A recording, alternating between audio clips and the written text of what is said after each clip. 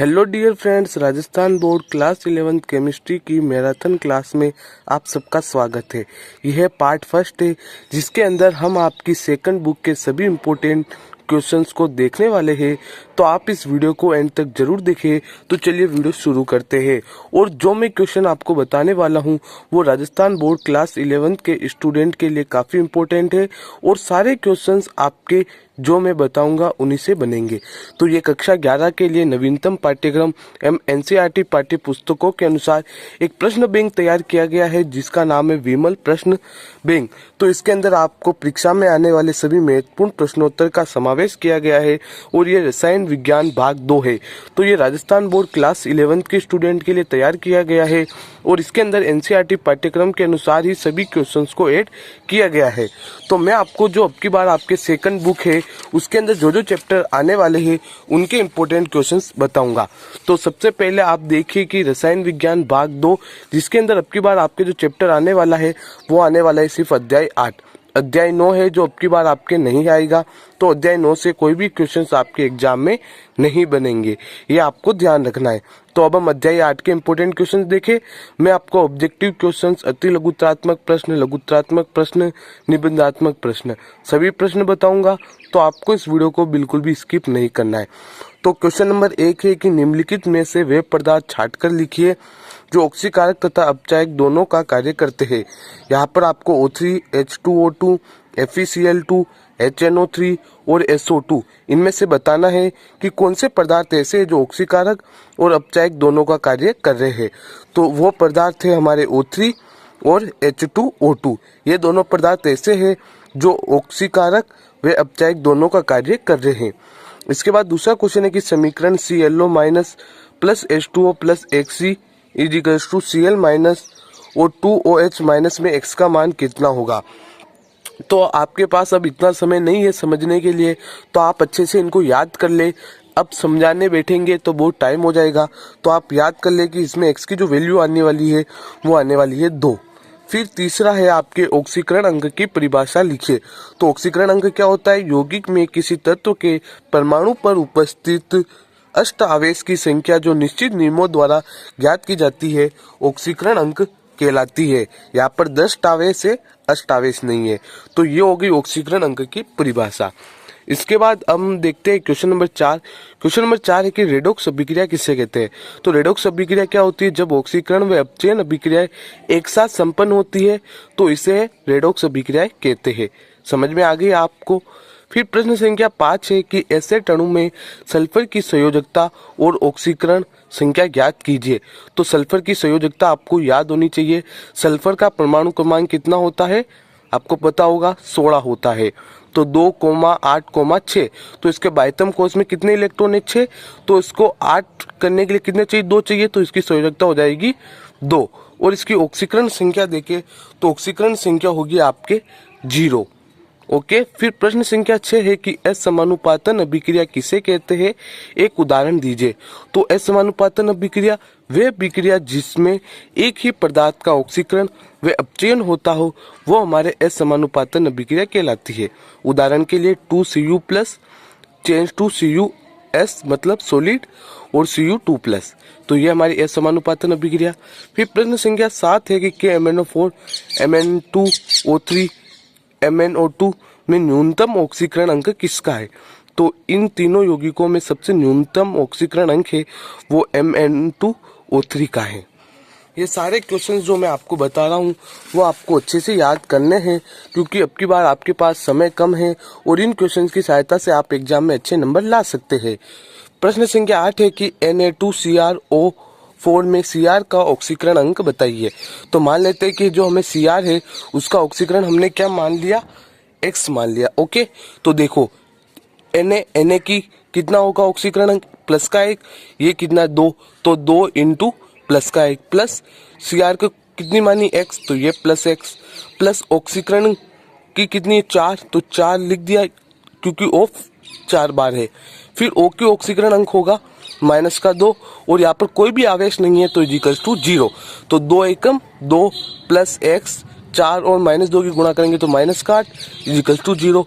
अब हमें x चाहिए तो माइनस का 8 को उधर भेज देंगे तो प्लस का 8 हो जाएगा, और ये प्लस का 2 उधर जाएगा तो माइनस का 2 हो जाएगा।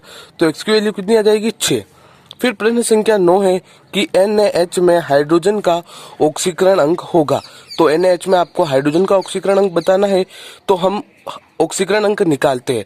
तो देखिए Na का ऑक्सीकरण अंक कितना होता है +1, और H का हम मान लेते हैं x = 0, तो x प्लस का 1 अंदर चला जाएगा तो माइनस का 1, तो ऑक्सीकरण अंक कितना आ गया -1। फिर प्रश्न संख्या 10 है कि निम्नलिखित को Mn की बढ़ती ऑक्सीकरण अवस्था के क्रम में लिखिए। KMnO4, MnO2, K2MnO4। तो सबसे पहले बढ़ती मतलब छोटे से बड़े की ओर बढ़ना है, तो छोटा होगा MnO2, बड़ा होगा K2MnO4, और इससे बड़ा होगा KMnO4। फिर प्रश्न संख्या 11 है कि K4 कोष्टक है FeCN6 में Fe का ऑक्सीकरण अंक बताइए। तो K की ऑक्सीकरण अवस्था 1 होगी, तो ये कितने बार आ रहा है 4 बार, तो 4 × 1 मतलब +4। और Fe की ऑक्सीकरण अवस्था Fe को हमने मान लिया x, और यहाँ पे कितनी बार आ रहा है CN 6 बार, तो ये 6 बार लिख दिया। और इसकी ऑक्सीकरण अवस्था होती है -1, और कोई भी आवेश नहीं है तो = 0। अब हम क्या करेंगे, x चाहिए हमें, तो ये -6 उधर जाएगा तो +6, और ये +4 इधर आ जाएगा तो -4, +6 में से -4 गए तो +2, तो Fe का ऑक्सीकरण अंक कितना आ गया +2। तो इस तरीके से आपको इन क्वेश्चंस को अटेम्प्ट करना है, और ये बड़ी क्लास है लेकिन आपको इसको बिल्कुल भी स्किप नहीं करना है। फिर प्रश्न संख्या 12 है कि अमोनियम नाइट्रेट में नाइट्रोजन का ऑक्सीकरण अंक बताइए। तो अमोनियम नाइट्रेट में जो नाइट्रोजन का ऑक्सीकरण अंक होता है वो होता है +1। अमोनियम नाइट्रेट का आपको सूत्र पता होना चाहिए, फिर सूत्र की सहायता से आप आसानी से नाइट्रोजन का ऑक्सीकरण अंक निकाल सकते हैं। फिर प्रश्न संख्या 13 देखिए, अभिक्रिया 2Kl + Cl2 2KCl + I2 में अपचायक बताइए। मतलब किसका अपचयन हो रहा है, तो वो है KL। अब हम बढ़ते हैं अगले क्वेश्चन की ओर। तो हमारा अगला क्वेश्चन क्या कह रहा है, वो कह रहा है कि प्रश्न संख्या 14 किसी भी उदासीन अणु का कुल ऑक्सीकरण अंक होता है। तो कोई भी उदासीन अणु है तो उसका कुल ऑक्सीकरण अंक कितना होगा मेरे भाई, 0 होगा। याद कर लिया आपने, 0 हो जाएगा ऑक्सीकरण अंक। फिर प्रश्न संख्या 15 है कि H2SO5 में गंधक का ऑक्सीकरण अंक क्या है। तो गंधक का ऑक्सीकरण अंक होगा +6। हमें H का ऑक्सीकरण अंक पता है, O का पता है, तो इसकी सहायता से हम इसका ऑक्सीकरण अंक निकाल सकते हैं। प्रश्न संख्या 16 है कि किसी टिप पर धातु इलेक्ट्रॉन के विभव E, मानक इलेक्ट्रोड विभव E0 और धातु आयनों की सांद्रता Mn+1 में संबंध लिखिए। तो इस क्वेश्चन का जो आंसर होगा वो आपको इस तरीके से लिखना है, E = E0 + 2.303 TNF log 10 Mn+1। प्रश्न संख्या 17 है कि Fe+2 चेंज टू Fe3 में परिवर्तन है। तो ये क्या परिवर्तन हो रहा है इसमें, ऑक्सीकरण। प्रश्न संख्या 18 है कि किसी आयन का कुल ऑक्सीकरण अंक किसके बराबर होता है। तो उस पर उपस्थित आवेश के बराबर। किसके बराबर होगा, आवेश के बराबर। प्रश्न संख्या 19 है कि उन यौगिकों के उदाहरण दीजिए जिनका ऑक्सीजन का ऑक्सीकरण अंक +2 तथा -1 है। तो OF2 में ऑक्सीजन का ऑक्सीकरण अंक कितना हो जाएगा +2, और H2O2 में ऑक्सीजन का ऑक्सीकरण अंक कितना हो जाएगा -1। आप निकाल भी सकते हो, यहाँ पर फ्लोरीन की ऑक्सीकरण अंक आपको पता होना चाहिए, इसकी सहायता से आप किसका निकाल सकते हो, ऑक्सीजन का। फिर प्रश्न संख्या 20 है कि MnO2 + H+ आयन है इसके ऊपर, चेंज टू Mn+2 + H2O। इसको आपको क्या करना है, संतुलित रूप में लिखना है।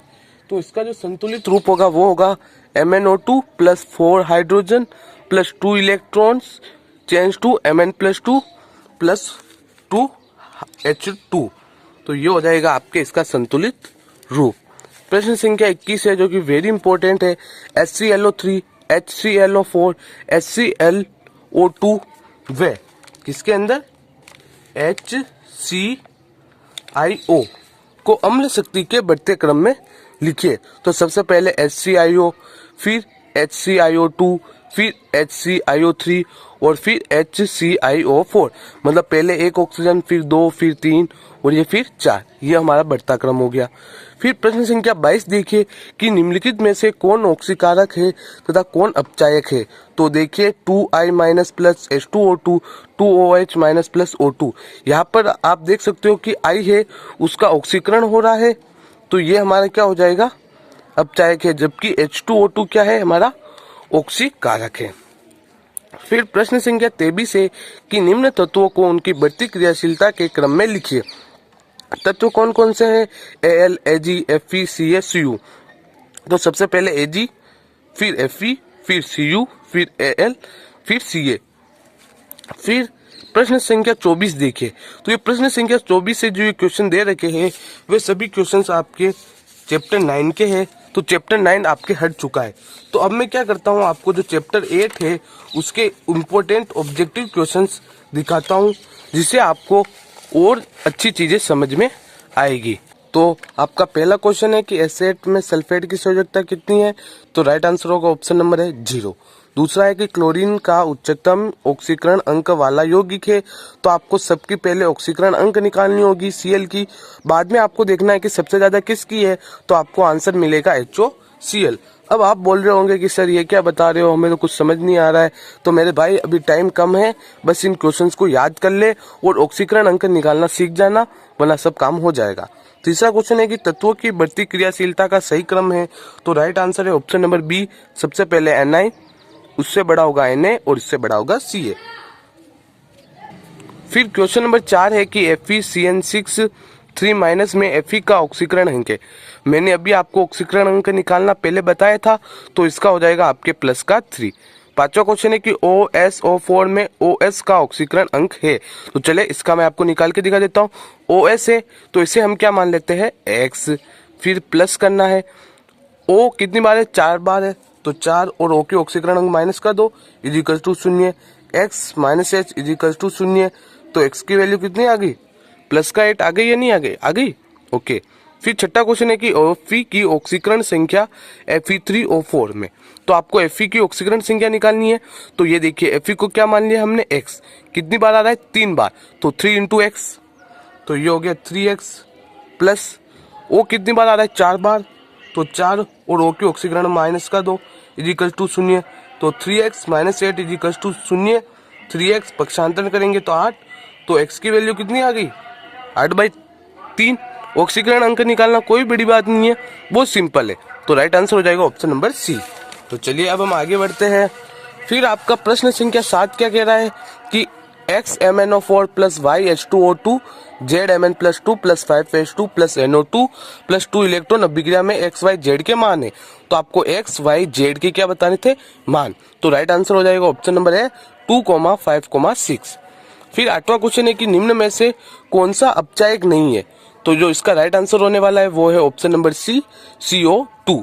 9वां क्वेश्चन है कि ऑक्सीकरण अपचयन अभिक्रिया में क्या होता है, अपचायक क्या देता है, इलेक्ट्रॉन देता है। फिर 10वां क्वेश्चन है कि निम्न में से अपघटन अभिक्रिया कौन सी है। तो राइट आंसर है option number C, 2H2O 2H2 plus O2। आप यह भी पढ़ लेना कि ऑक्सीकरण में क्या होता है, अपचयन में क्या होता है। फिर प्रश्न संख्या 11 है कि Al, Sr, Hg और Cu अपचायक क्षमता का बढ़ता क्रम है। तो ऑप्शन नंबर ब हो जाएगा, सबसे पहले Hg, फिर Cu, फिर Al और फिर Sr। फिर प्रश्न संख्या 12 है कि K, Mg, Fe और Zn धातुओं की अपचायक क्षमता बढ़ने का क्रम है। तो Fe उससे बड़ा Zn, उससे बड़ा Mg, उससे बड़ा K। तो बढ़ता क्रम है मतलब छोटे से बड़े की ओर बढ़ना था। प्रश्न संख्या 13 है, निम्न में से कौन सी धातु अम्ल से हाइड्रोजन विस्थापित नहीं करती है। तो वो है Cu धातु। प्रश्न संख्या 14 है कि निम्न में से कौन सी अभिक्रिया संभव नहीं है। राइट आंसर है ऑप्शन नंबर ब, CaO plus H2 change to Ca plus H2O। तो इस तरीके से था। प्रश्न संख्या 15 है कि हाइड्रोजन अपने यौगिक में ऑक्सीकरण संख्या को प्रदर्शित करता है। तो हाइड्रोजन होता है वो +1 भी प्रदर्शित करता है, -1 भी प्रदर्शित करता है और 0 भी प्रदर्शित करता है। फिर प्रश्न संख्या 16 देखिए कि ऑक्साइड का तनु अम्ल से क्रिया करके H2O2 देता है। कौन देता है, Na2O2। अब ये जो क्वेश्चन है वो आपके चैप्टर नंबर 9 के क्वेश्चन है, जो कि अब की बार नहीं आने वाले। ये क्वेश्चन देखिए आप, तो H2O2 में ऑक्सीजन की ऑक्सीकरण संख्या है, तो हम निकाल लेते हैं तो इसके अंदर आपको क्या करना होगा, H की जो आपको ऑक्सीकरण अंक मानना है वो आपको क्या मानना होगा, प्लस का 1। तो ये हो जाएगा 2 और प्लस का 1 की गुणा करेंगे तो प्लस का 2, और देखिए इधर देखिए ये हो जाएगा प्लस का 2, मतलब 2x plus 2 is equals to 0, क्योंकि कोई चार्ज नहीं है। 2x is equals to minus का 2, x की वैल्यू माइनस का 1। तो राइट आंसर है ऑप्शन नंबर ए। तो ये चैप्टर 8 था, इसके अपने अति लघुत्रात्मक प्रश्न भी देख लिए। अब हम देखते हैं लघुत्रात्मक प्रश्न। तो चलिए अब हम आ जाते हैं लघुत्रात्मक पे। तो ये आ चुके हैं लघुत्रात्मक प्रश्न। तो पहला क्वेश्चन है कि H2O2 एक ऑक्सीकारक व अपचायक पदार्थ है, एक एक समीकरण द्वारा कथन की पुष्टि करनी है आपको। फिर क्वेश्चन नंबर 2 है कि ऑक्सीकरण तथा अपचयन अभिक्रियाओं में अंतर बताइए। ये देखिए, ये याद कर लेना, वेरी इंपॉर्टेंट क्वेश्चन है, पहले ही बता रहा हूँ। ऑक्सीकरण और अपचयन में क्या अंतर होता है आपको याद करना है। फिर देखिए प्रश्न संख्या 3 कि ऑक्सीकरण अभिक्रिया को आपको उदाहरण से समझाना है, ये भी इंपॉर्टेंट है। प्रश्न संख्या 4 है कि निम्नलिखित अभिक्रियाओं में किसमें तो आपको SO2 ऑक्सीकारक है तथा किसमें अपचायक का कार्य करता है, ये आपको बताना है। तो आंसर भी इस तरीके से देख लेना, ऑक्सीकरण तथा अपचयन को ऑक्सीकरण अंक में परिवर्तन के आधार पर समझाइए। तो ये इसका आंसर ये देख लेना। प्रश्न संख्या 6 की ऑक्सीकरण संख्या के आधार पर बताइए कि नाइट्रस अम्ल ऑक्सीकारक तथा अपचायक दोनों का कार्य करता है। फिर प्रश्न संख्या 7 है कि ऑक्सीकरण अंकों के आधार पर ऑक्सीकारक को परिभाषित कीजिए, निम्न अभिक्रिया में ऑक्सीकारक बताइए। प्रश्न संख्या 8 है कि तत्व की ऑक्सीकरण अवस्था तथा संयोजकता में भिन्नता को स्पष्ट कीजिए। ये आंसर है, ये देख लेना। ओके, आगे बढ़ते हैं। फिर प्रश्न संख्या 9 देखिए कि असमानुपातन अभिक्रिया से आप क्या समझते हैं, उन धातुओं और अधातुओं के बारे में बताइए जो असमानुपातन अभिक्रिया प्रदर्शित करती है। प्रश्न संख्या 10 है कि निम्न के ऑक्सीकरण अंक ज्ञात कीजिए। ये आपको 3 क्वेश्चन दे रखे हैं, इनका ऑक्सीकरण अंक आपको ज्ञात करना है। मैंने अभी आपको हल्का हल्का ऑक्सीकरण अंक निकालना सिखा दिया था, तो आप इसकी सहायता से ऐसे निकाल लेना और आंसर मैच कर लेना। प्रश्न संख्या 11 कि सिल्वर नाइट्रेट विलयन में लोहे की छड़ डालने पर वे चमकीली हो जाती है, कारण बताइए। यह भी एक इम्पोर्टेंट क्वेश्चन है। फिर प्रश्न संख्या 12 है कि निम्नलिखित में रेखांकित तत्वों की ऑक्सीकरण अंक ज्ञात करना है। यहाँ पर आपको 3 है, जिसके अंदर ये जो रेखांकित कर रखा है, इन तत्वों की आपको क्या ज्ञात करनी है, ऑक्सीकरण अंक, ये देख लेना। फिर प्रश्न संख्या 13 है कि निम्न में Mn के ऑक्सीकरण अंक निकालिए। ये Mn के ऑक्सीकरण अंक तो हर बार एग्जाम में आता है, ये चारों एग्जाम्पल को अच्छे से देखना, ये इस तरीके से। फिर प्रश्न संख्या 14 है कि अभिक्रिया Cr2O7 प्लस H2O, मतलब ये चेंज इस तरीके से भी हो सकती है, इससे ये प्रोडक्ट भी बन सकता है। 2CrO4 2 minus plus 2H plus, क्या अपचयी अभिक्रिया है। फिर प्रश्न संख्या 15 है कि मानक इलेक्ट्रोड विभव से आप क्या समझते हैं, इसका महत्व बताइए। फिर प्रश्न संख्या 16 है कि निम्नलिखित धातुओं को उनकी ऑक्सीकृत होने की घटती हुई प्रवृत्ति के क्रम में लिखिए। तो ये घटती हुई प्रवृत्ति का घटता क्रम है। प्रश्न संख्या 17 है कि निम्न अभिक्रिया को ऑक्सीकृत संख्या विधि द्वारा संतुलित कीजिए। ये देख लेना आप, तो इस तरीके से आपको ये संतुलित करना है।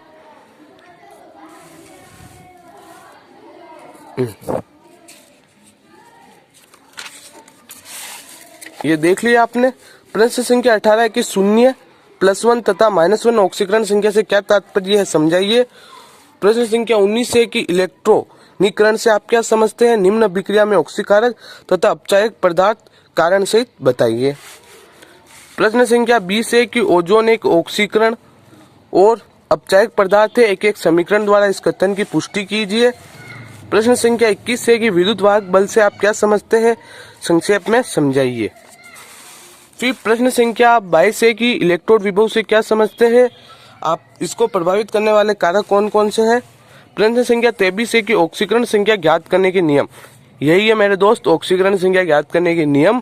अगर ये नियम याद है तो ऑक्सीकरण अंक निकालना कोई बड़ी बात नहीं है। तो ये नियम है, देख लेना ये नियम। प्रश्न संख्या 24 है कि सिद्ध करना है कि 2Cu प्लस आयन है, इसके ऊपर Cu2 प्लस Cu, ये एक असमानुपातन अभिक्रिया है, तो यह सिद्ध करना है आपको। प्रश्न संख्या 25 से जो क्वेश्चन है वो सभी चैप्टर 9 के हैं, जो कि अब की बार नहीं आ रहे हैं। अब हम देख लेते हैं चैप्टर 8 के निबंधात्मक प्रश्न। तो प्रश्न संख्या 1, ऑक्सीकरण अंग किसे कहते हैं? ऑक्सीकरण अंग परिवर्तन के आधार पर ऑक्सीकरण अपचयन कैसे ज्ञात किया जाता है? ऑक्सीकरण अंग विधि द्वारा समीकरण संतुलित करने के विभिन्न पद लिखिए। तो ये एक निबंधात्मक प्रश्न है, ये आंसर रहेगा इस तरीके से। आगे भी ये रहा आंसर। फिर दूसरा क्वेश्चन आ जाइए, आयन इलेक्ट्रॉन विधि द्वारा निम्न समीकरण को संतुलित कीजिए। ये एक समीकरण दे रखी है, इसको आपको आयन इलेक्ट्रॉन विधि द्वारा संतुलित करना है। तो इसको संतुलित करना भी कोई बड़ी बात नहीं है। ये 1 2 3 पद है, ये पद होने के बाद आपको इस तरीके से ये आगे से आगे पद दे रखे हैं, इन तरीके से इसको सॉल्व करना है। फिर प्रश्न संख्या 3 है कि निम्न समीकरणों को ऑक्सीकरण अंग विधि द्वारा संतुलित कीजिए तथा इनमें ऑक्सीकारक भी बताइए। तो ये एक समीकरण दे रखी है अम्लीय माध्यम में, इसको आपको ऑक्सीकरण अंग विधि द्वारा संतुलित करना है और उसमें ऑक्सीकारक बताना है। तो इस तरीके कोई क्वेश्चन एग्जाम में फिक्स आता ही आता है, या तो फिर वो आयन इलेक्ट्रॉन विधि आ जाएगी या फिर ऑक्सीकरण अंग विधि। फिर हम आगे देखते हैं। फिर चौथा क्वेश्चन है कि आ चुका है कि आयन इलेक्ट्रॉन विधि से निम्न समीकरण को संतुलित कीजिए। ये 2 समीकरण है, मोस्ट इंपोर्टेंट है, दोनों को अच्छे से देखना है कि किस तरीके से संतुलित कर सकते हैं। फिर प्रश्न संख्या 5 देखिए कि अभिक्रिया देते हुए सिद्ध कीजिए कि हेलोजन में फ्लोरीन श्रेष्ठ ऑक्सीकारक तथा हाइड्रोहेलिक यौगिक में हाइड्रोआयोडीन अम्ल श्रेष्ठ अपचायक है। फिर प्रश्न संख्या 6 देखिए कि मानक इलेक्ट्रोड विभव को परिभाषित कीजिए। इलेक्ट्रोड विभव तथा मानक इलेक्ट्रोड विभव में संबंध बताइए। फिर प्रश्न संख्या 7 है कि ऑक्सीकरण अपचयन की इलेक्ट्रॉनिक अभिधारणा क्या है, उदाहरण देकर समझाना है। दूसरा है ऑक्सीकरण तथा अपचयन की इलेक्ट्रॉनिक अवधारणा के अनुसार जिंक धातु की एक पट्टी को कॉपर नाइट्रेट के जलीय विलयन में रखने पर विलयन का नीला रंग समाप्त हो जाता है, कारण सहित स्पष्ट करना है। तो ये था चैप्टर 8 जो कि पूरा का पूरा कंप्लीट हो गया है। अब हम चलते हैं चैप्टर नंबर 10 की ओर। हम क्या करते हैं, अध्याय 10 और 11 इनके ऑब्जेक्टिव क्वेश्चन देख लेते हैं, फिर शॉर्ट, फिर इससे बड़े और फिर निबंधात्मक प्रश्न देख लेंगे। तो पहला क्वेश्चन है कि निम्न में से कौन सा अनुचुंबकीय है? तो KO2। क्यों है? क्योंकि KO2 में सुपर ऑक्साइड आयन O2- उपस्थित होता है, जिसे अयुग्मित इलेक्ट्रॉन उपस्थित होते हैं, इसलिए KO2 अनुचुंबकीय है। फिर अगला क्वेश्चन है कि सार मृदा धातुओं में कौन सा सहसंयोजी आबंध बनता है? तो राइट आंसर हो जाएगा ऑप्शन नंबर BE। फिर अगला क्वेश्चन है कि निम्न में से कौन सा सीमेंट में नहीं होता है, गलन नहीं होता है। फिर अगला क्वेश्चन है कि Mg+2 की जलयोजन ऊर्जा अधिक होती है, ऑप्शन नंबर B राइट होगा Na+। अगला क्वेश्चन है कि निम्न में से कौन सा पदार्थ गैस सुखाने के काम उपयोग होता है, वेरी इंपॉर्टेंट क्वेश्चन है, CaO। फिर विरंजक चूर्ण का अपघटक है, राइट आंसर है ऑप्शन नंबर B CaOCl। अगला क्वेश्चन है कि इप्सोम लवण है, तो MgSO4 7H2O। अगला क्वेश्चन है कि सार धातु है, ऑप्शन नंबर है Na क्या यानी कि सोडियम व पोटेशियम क्या है, सार धातु है। फिर आपका अगला क्वेश्चन है कि जब K को तेजी से वायु में गर्म किया जाता है तो क्या प्राप्त होता है, KO2। अगला क्वेश्चन है कि सीजियम ऑक्साइड है, क्या है, प्रबल क्षारीय है। सोडा एस का क्या सूत्र होता है, शुष्क Na2CO3। बेकिंग सोडा क्या होता है, Na2SO4। 41वां क्वेश्चन है कि Li के साथ विकर्ण संबंध रखने वाला तत्व कौन सा है, ऑप्शन नंबर A Be यानी कि बेरिलियम।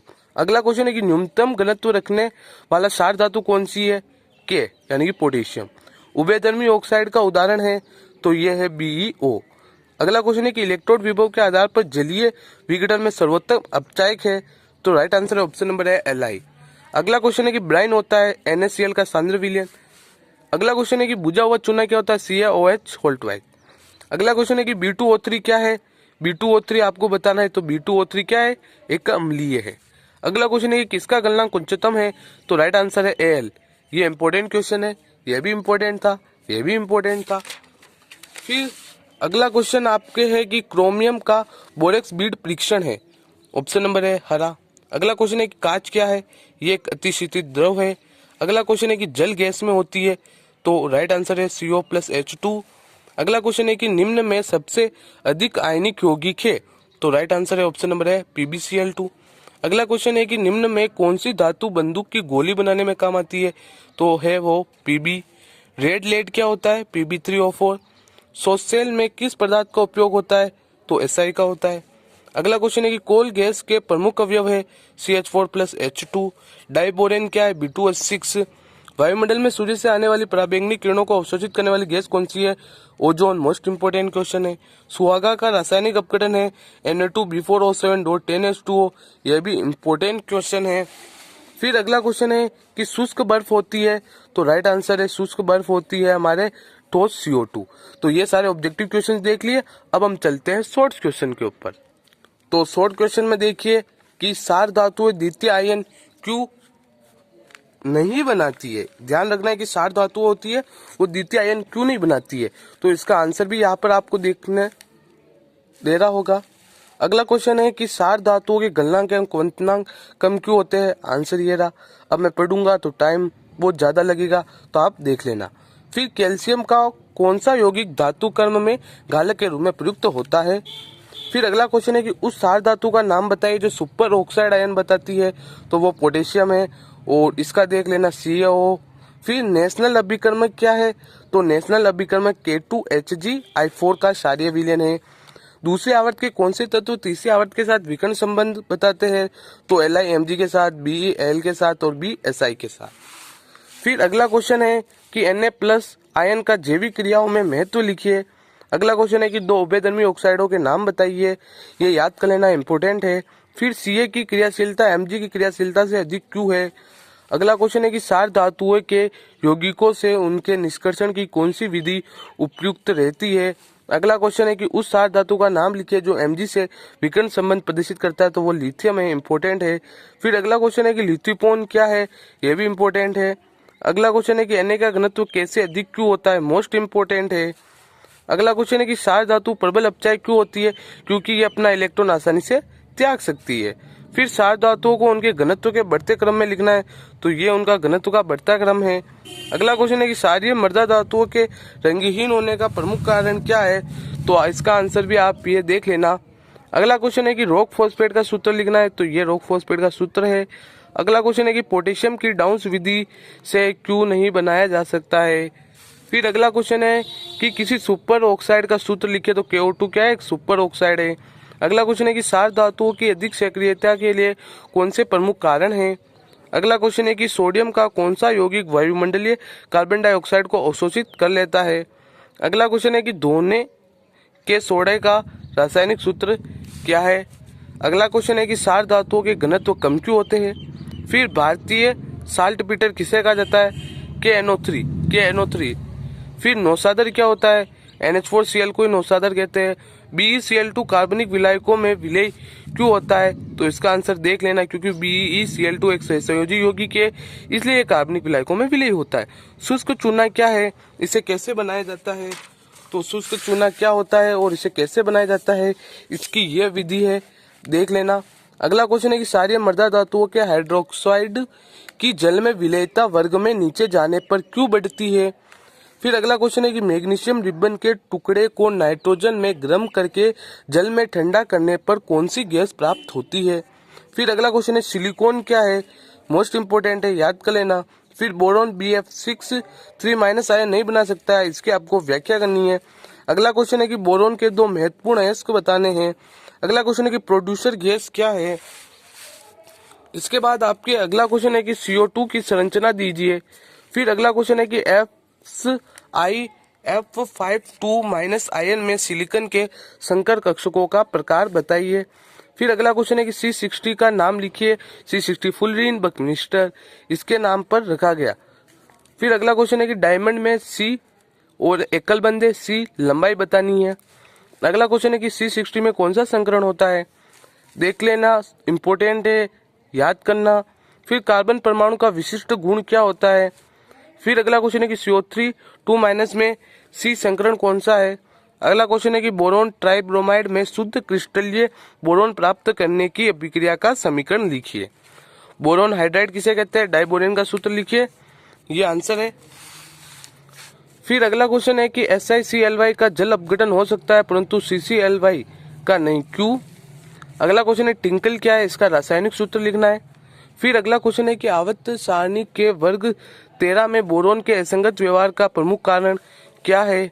बोरोन में उपस्थित तत्वों के नाम लिखना है। अगला क्वेश्चन है कि बोरोन के कितने एलोट्रोप्स है। फिर अगला क्वेश्चन है कि कार्बन मोनोऑक्साइड का औद्योगिक उपयोग बताना है। अगला क्वेश्चन है कि कमरे के ताप पर CO2 गैस होती है जबकि Si2 ठोस, इसका कारण बताना है। फिर सिलिकॉन का सामान्य सूत्र क्या होता है, R2SiO। हीरे की संरचना को चित्र द्वारा व्यक्त कीजिए, तो ये देख लीजिए हीरे की संरचना ऐसी होती है। अगला क्वेश्चन है कि ओजोन की विरंजन क्रिया लिखिए। प्रश्न संख्या 104 है कि कार्बन के अपरूप कौन कौन से हैं, तो आपको लिखने हैं। अगला क्वेश्चन है कि ग्रेफाइट विद्युत का सुचालक क्यों होता है। अगला क्वेश्चन है कि सूत्र Na2B4O5 OH4 और 8H2O वाले यौगिक का रासायनिक नाम व साधारण नाम लिखना है। तो इस तरीके से ये आपके शॉर्ट क्वेश्चंस कंप्लीट हो गए। अब मैं आपको क्या करता हूँ, इनके जो लघुतात्मक प्रश्न हैं इम्पोर्टेंट वो दिखाता हूँ। कुछ चैप्टर 10 और चैप्टर 11 के मैं लघुतात्मक प्रश्न बता रहा हूँ। तो आपको सबसे पहले पढ़ना है कि सारी मृदा धातुओं के हाइड्रोक्साइडों की जल में विलेयता वर्ग में नीचे जाने पर क्यों बढ़ती है। तो ये आंसर है, आप देख लेना। फिर अगला क्वेश्चन है कि पोटेशियम की तुलना में सोडियम कम अभिक्रियाशील क्यों है, बताइए। अगला क्वेश्चन है कि LiF जल में लगभग अविलेय होता है जबकि LiCl न सिर्फ जल में बल्कि एसीटोन में भी विलेय होता है, कारण बताइए। इसके बाद अगला क्वेश्चन है कि सार धातुएं ज्वाला परीक्षण क्यों देती है, समझाइए। मेरे भाई ये तो क्वेश्चन आना है, इस क्वेश्चन को अच्छे से रट लेना। अगला क्वेश्चन है कि बुझे चूने के 3 उपयोग लिखे, ये भी वेरी इंपॉर्टेंट क्वेश्चन है। अगला क्वेश्चन है कि सार धातुएं प्रबल अपचायक क्यों होती है। फिर अगला क्वेश्चन है कि BeO जल में अविलेय है जबकि BeSO4 विलेय है, समझाइए। ये क्वेश्चन भी वेरी इंपॉर्टेंट क्वेश्चन है और अब की बार आ सकता है। फिर विकर्ण संबंध से आप क्या समझते हैं, समझाइए। विकर्ण संबंध भी वेरी इंपॉर्टेंट क्वेश्चन है। तो विकर्ण संबंध क्या होता है, आवर्त सारणी में विकर्ण पर स्थित तत्वों के गुणों में समानता होना, तो ये विकर्ण संबंध है। फिर अगला क्वेश्चन है कि लिथियम धातु के 5 मुख्य आपको उपयोग लिखने हैं। फिर आपको अगला क्वेश्चन देखना है कि सार धातुएं एवं सारी मृदा धातुओं में आपको अंतर बताना है, तो ये देख लेना। ये अंतर इस तरीके से आगे भी बता देता हूँ, ये इस तरीके से अंतर है। फिर अगला क्वेश्चन है कि साल्वे प्रक्रम द्वारा सोडियम कार्बोनेट का निर्माण किया जाता है किंतु पोटेशियम कार्बोनेट का निर्माण नहीं किया जाता है, क्यों, आपको समझाना है। फिर अगला क्वेश्चन है कि क्लिंकर पर टिप्पणी लिखिए, तो ये क्लिंकर पर टिप्पणी लिख देना। चूने के पत्थर के औद्योगिक उपयोग बताइए। अगला क्वेश्चन है कि सीमेंट के निर्माण में प्रयुक्त किए जाने वाले कच्चे पदार्थों के आपको नाम लिखने हैं। फिर अगला क्वेश्चन है कि निम्न को आप कैसे प्राप्त करोगे, धावन सोडा से खाने का सोडा, सोडियम क्लोराइड से क्लोरीन। अगला क्वेश्चन है कि क्या होता है जब अमोनियम सल्फेट के विलयन में कास्टिक सोडा विलयन मिलाते हैं, सल्फर को कास्टिक सोडा विलयन के साथ उबालते हैं, तो ये क्या होगा जो आपको बताना है। अगला क्वेश्चन है सोडियम धातु के कोई आपको 5 उपयोग बताने हैं। अगला क्वेश्चन है कि Li क्षार धातुओं में प्रबलतम अपचायक है, क्यों।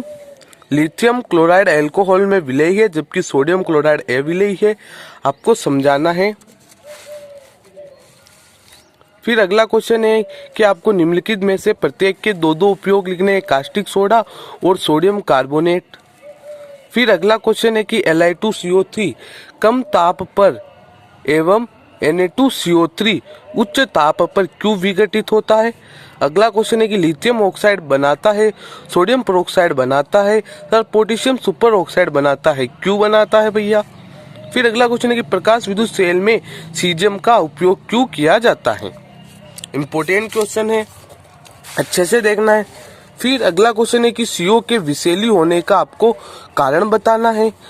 फिर अगला क्वेश्चन है कि BCl आबंध द्विध्रुव आघूर्ण रखता है किंतु BCl3 अणु का द्विध्रुव आघूर्ण 0 होता है, क्यों। अगला क्वेश्चन है कि इलेक्ट्रॉन न्यून यौगिक क्या होते हैं, क्या BCl3 तथा SiCl4 न्यून यौगिक है, समझाना है। फिर बोरिक अम्ल कैसे बनता है, मोस्ट इंपोर्टेंट क्वेश्चन से अच्छे से याद करना है इस बोरिक अम्ल को तो आप। फिर अगला क्वेश्चन है कि ग्रेफाइट नर्म क्यों होता है, तो ग्रेफाइट की संरचना बना देना और फिर समझा देना कि ग्रेफाइट नर्म क्यों होता है।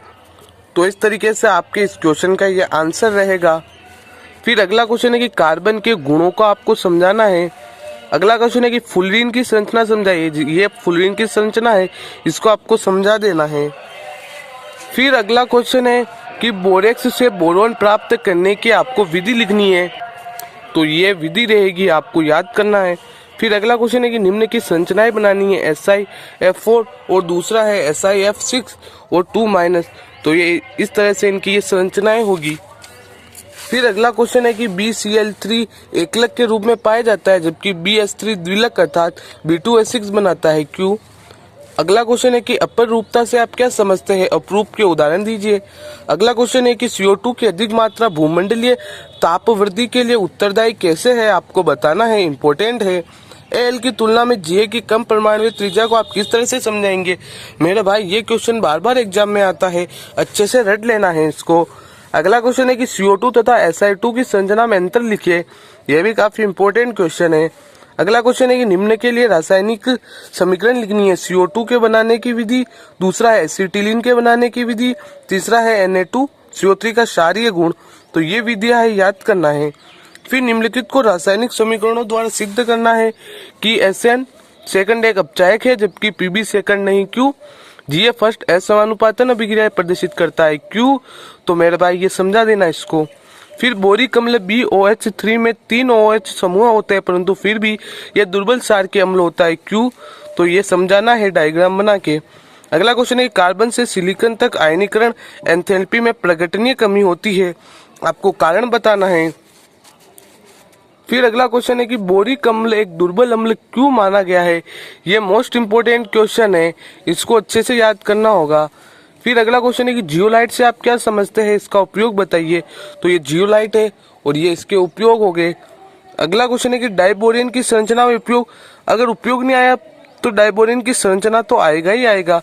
तो डाइबोरेन में 2 B2 होते हैं, मतलब B2 होते हैं और 6 हाइड्रोजन होते हैं, तो 2 इससे जुड़ गए, 2 इससे जुड़ गए और फिर एक के को बीच में रख दिया।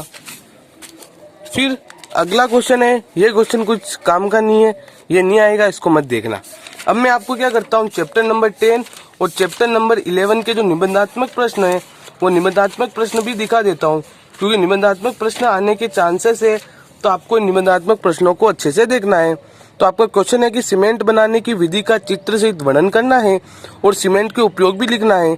अगर चित्र नहीं आएगा तो भी कोई बात नहीं, लेकिन सीमेंट बनाने की विधि आएगी ही आएगी और सीमेंट के उपयोग भी हो सकता है, आए या नहीं आए। तो ये इस तरीके से इसका आंसर लिखना है, ये इस तरीके से। फिर अगला क्वेश्चन है कि बेरिलियम के असामान्य व्यवहार की आपको व्याख्या करनी है, तो बिल्कुल शॉर्ट्स में लिख देना कि बेरिलियम का आकार छोटा होता है, इसकी एंथैल्पी उच्च होती है, इस तरीके से। ये आंसर भी दे रखा है यहाँ पे, ये इतना बड़ा है, लेकिन इतना बड़ा लिखने की जरूरत नहीं है, केमिस्ट्री में इतने बड़े आंसर नहीं होते हैं, ठीक है ना। फिर अगला क्वेश्चन है कि सोडियम हाइड्रोक्साइड यानी कि कास्टिक सोडा बनाने की कास्टनर केलेनर विधि का आपको वर्णन करना है और इसका उपयोग लिखना है। तो ये आपके है सोडियम हाइड्रोक्साइड बनाने की कास्टनर केलेनर विधि, ये विधि है, देख लेना अच्छे से। अगला क्वेश्चन है कि जिप्सम से प्लास्टर ऑफ पेरिस प्राप्त करने की विधि का वर्णन कीजिए, यह भी इंपॉर्टेंट क्वेश्चन है, आपने क्लास 10th के अंदर भी पढ़े होंगे, इसके आपको उपयोग भी लिखने हैं। तो इस तरीके से होगा इसका आंसर। अगला क्वेश्चन है कि सोडियम कार्बोनेट बनाने की साल्वे विधि का सचित्र वर्णन कीजिए, तो वेरी इंपॉर्टेंट क्वेश्चन है। Na2CO3.10H2O सोडियम कार्बोनेट है ना, इसको आपको बनाने की विधि समझानी है। अगला क्वेश्चन है कि बेरिलियम अन्य क्षारीय मृदा धातु की अपेक्षा एल्यूमिनियम से अधिक समानता प्रदर्शित करता है, आपको कारण सहित समझाना है। तो ये रहा। इसके बाद आपका अगला क्वेश्चन देखिए कि क्षार धातुओं के सामान्य भौतिक एवं रासायनिक गुणों का वर्णन कीजिए, जो कि इंपॉर्टेंट है, सिर्फ ये आंसर रहेगा इसका। आप इनका आंसर देख लेना मेरे भाई, मेरे पास टाइम नहीं है कि मैं इसकी PDF बनाकर आपको सेंड करूं, क्योंकि ये एक महामैराथन क्लास है। अगला क्वेश्चन है कि क्षारीय मृदा धातुओं के सामान्य अभिलक्षण एवं गुणों में आवर्तिता की विवेचना कीजिए। मैं आपको डायरेक्ट अब क्वेश्चन ही दिखाते चलता हूँ। अगला क्वेश्चन है कि बोरोन की प्रवृत्ति एवं असामान्य व्यवहार की विवेचना कीजिए। अगला क्वेश्चन है कि बोरोन एल्यूमिनियम तथा उनके यौगिकों के उपयोग पर प्रकाश डालिए, जो कि इंपॉर्टेंट क्वेश्चन है, अच्छे से याद करना है। फिर अगला क्वेश्चन है कि डाइबोरेन की संरचना, उपयोग और बनाने की विधि का आपको वर्णन करना है, यह भी इंपॉर्टेंट है, डाइबोरेन अब की बार आपके आ सकता है। फिर है कि अपर रूप किसे कहते हैं, आपको कार्बन के 2 अपर रूप जो महत्वपूर्ण हीरा और ग्रेफाइट की संरचना का चित्र सहित वर्णन करना है। ये क्वेश्चन भी वेरी इंपॉर्टेंट है, आपको अच्छे से याद करना है। फिर सुहागा मन का परीक्षण क्या है, आपको समीकरण सहित समझाना है। इसके बाद जो क्वेश्चन नंबर 28 है वो इम्पोर्टेंट नहीं है, इसको आपको नहीं देखना है। तो इस तरीके से आपके ये अध्याय 10 और 11 के जो भी objective questions, very short questions, short questions और लॉन्ग क्वेश्चंस थे वो हमने देख लिए। तो अब इस मैराथन क्लास को हम यही समाप्त करते हैं और अब आपके जो चैप्टर 13 और चैप्टर 14 है इनके इंपॉर्टेंट क्वेश्चंस हम अगली वीडियो में देख लेंगे। और अगर आप चैप्टर फर्स्ट से लेकर चैप्टर यानी कि आपकी जो फर्स्ट बुक है इसके इंपॉर्टेंट क्वेश्चंस देखना चाहते हो तो लिंक डिस्क्रिप्शन बॉक्स में मिल जाएगी, आप उस वीडियो को देख लीजिए।